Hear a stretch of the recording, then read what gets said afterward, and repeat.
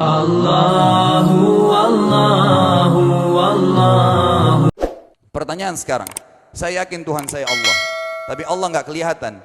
Ada alasan tidak kenapa Allah nggak kelihatan? Ada alasannya.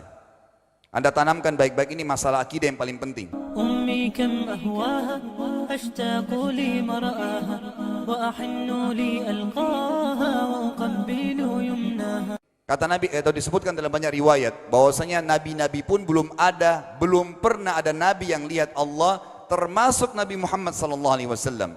Kita ambil dalilnya dalam hadis Bukhari. Waktu Nabi SAW pulang dari Isra Mi'raj, jemaah sekalian, Aisyah bertanya radhiyallahu anha, berkata, istri beliau, ya Rasulullah, hal tara rabbak? Apakah anda waktu Mi'raj ke langit, terima perintah sholat, sempat lihat Tuhan anda enggak? Lihat enggak Allah itu bagaimana? Apa jawaban Nabi SAW? Nurun ala nur anna arah. Allah itu cahaya, di atas cahaya, terang sekali. Bagaimana saya bisa melihatnya? Artinya Nabi SAW mengatakan, saya sendiri belum pernah lihat bagaimana itu Allah. Contoh sebelumnya Nabi Musa alaihissalam. Nabi Musa waktu menerima wahyu Taurat, itu selama 40 hari, turun Taurat lengkap. Al-Quran 23 tahun baru lengkap. Kalau Taurat 40 hari, nunggu di gunung Tursina. Tursina sebuah wilayah di Mesir sekarang.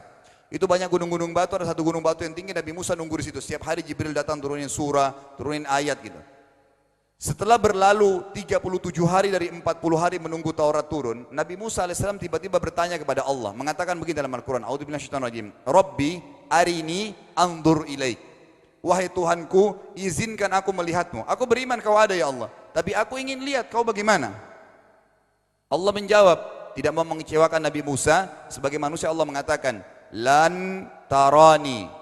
Perlu anda tahu dalam bahasa Arab jemaah sekalian ada 3 kosakata la, tidak yang berarti tidak. Ada la biasa artinya tidak, ada lam dengan mim, lam artinya tidak pernah, ada lam dengan nun, lan artinya tidak akan pernah.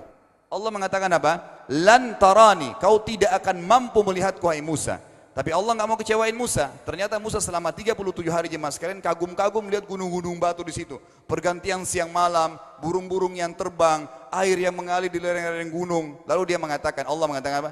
Walakin unzur ilal jabal fa in istaqarra makanahu fasawfa tarani. Coba kamu lihat gunung-gunung batu di sekitarmu hai Musa. Kalau mereka bisa menampung kedatanganku, kata Allah, kau akan bisa melihatku.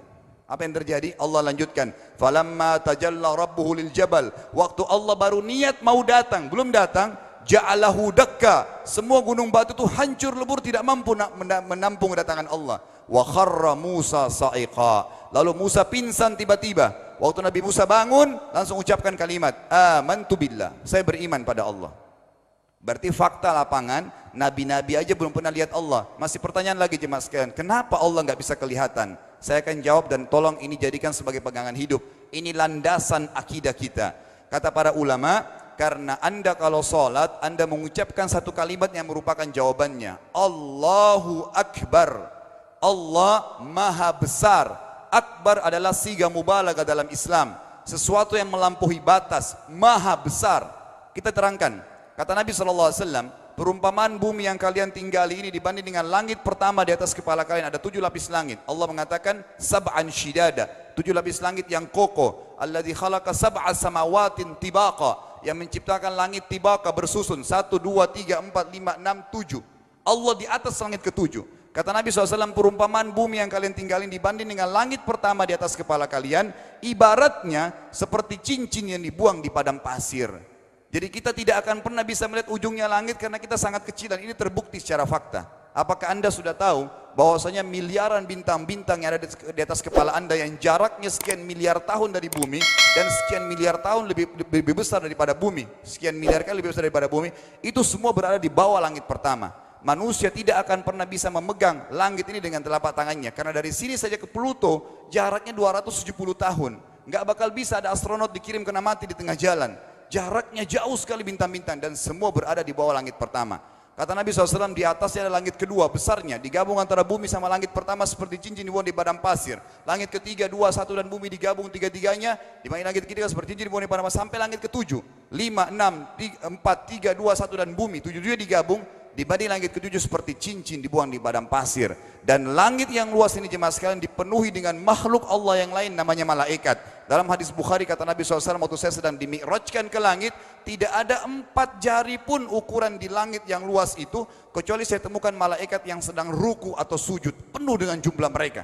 Anda tahu malaikat itu ada namanya nama kelompok, seperti Raqib, Atid itu kelompok. Di bawah Raqib banyak miliaran malaikat, di bawah Atid miliaran malaikat. Sama dengan Munkar Nakir, ada memang nama kelompok. Makanya kalau manusia 5 miliar, Raqib Atidnya 10 miliar. Raqib Atidnya 10 miliar.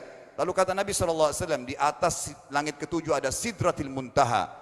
Besarnya digabung antara 7 lapis langit dan bumi. 8 hanya seperti cincin di bawah di padang pasir. Di atas Sidratil Muntaha ada sebuah lautan yang Allah ciptakan. Lautan itu besarnya digabung antara Sidratil Muntaha, 7 lapis langit dan bumi. 9-9 nya seperti cincin dibuang di padang pasir.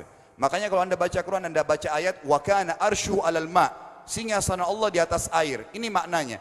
Air adalah ada lautan. Lalu kata Nabi SAW, arsy-nya Allah di atas lautan itu singgasananya Allah. Besarnya digabung antara lautan, Sidratul Muntaha, 7 lapis langit dan bumi. 10-10-nya hanya seperti cincin dibuang di padang pasir. Anda sudah hafal ayat kursi? Apa artinya? Ayat tanda-tanda kebesaran Allah. Kursi itu artinya bukan tempat duduk, tapi tempat pijakan kaki raja di singgasana. Kalau raja ingin naik singgasananya di pijakan kaki, itu namanya kursi. Kita baca apa? Wasi'a kursiyuhu as-samawati wal ard.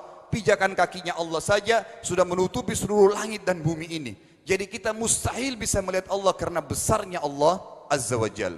Tinggal kita tutup jemaah sekalian. Kira-kira, lalu bagaimana saya berhubungan dengan Allah? Jawabannya sederhana. Anda lingkari namanya Allah, ini Tuhan kita. Yang menyembah selain Allah kafir, yang mempartisipasikan Allah dengan makhluknya, masih sembah berhala, kuburan, jimat, namanya syirik. Dua-dua enggak boleh. Untuk berhubungan dengan Allah yang tidak kelihatan dengan mata kita ini, tapi kita bisa rasakan keberadaannya, cuman satu cara. Di bawahnya lingkarin ibadah. Salat, puasa, zakat, haji, takziah, ziarah kubur, semua ini adalah rangkaian ibadah untuk berhubungan dengan Allah. Semua ibadah ini jemaah sekalian harus seperti yang Allah mau, bukan yang Anda mau. Ini penting. Karena kalau tidak seperti yang Allah mau, Allah tidak terima. Bagaimana caranya supaya bisa seperti yang Allah mau? Ikuti buku pedomannya. Ada Al-Quran, ada Sunnah. Yang beribadah keluar dari 2 pedoman wahyu ini tidak akan diterima oleh Allah. Seperti Anda kalau kerja di perusahaan, pimpinan perusahaan kasih peraturan. Senin pakai baju kuning, Selasa baju hijau, Rabu pakai baju hitam. Datang jam 7, keluar jam 5 sore. Ternyata Anda tidak. Hari Senin Anda pakai baju yang hari Rabu. Datangnya jam 9, keluar jam 2 siang. Dikeluarkan oleh pimpinan atasannya. Itu baru peraturan manusia. Bagaimana dengan peraturan Allah Azza wa Jal? Maka kita simpulkan semua jemaah sekalian adalah yakinlah Tuhan Anda Allah ada, satu-satunya Tuhan. Kalau Anda sedang sakit, yang ciptakan Anda Allah, yang ciptakan penyakit Allah, yang menciptakan kesembuhannya Allah. Kalau kita sedang musibah sama, kalau kita sudah senang juga sama. Semoga Allah SWT menjadikan kita orang-orang yang senantiasa beriman padanya dan juga selalu berteguh dalam keimanan tersebut serta mengikuti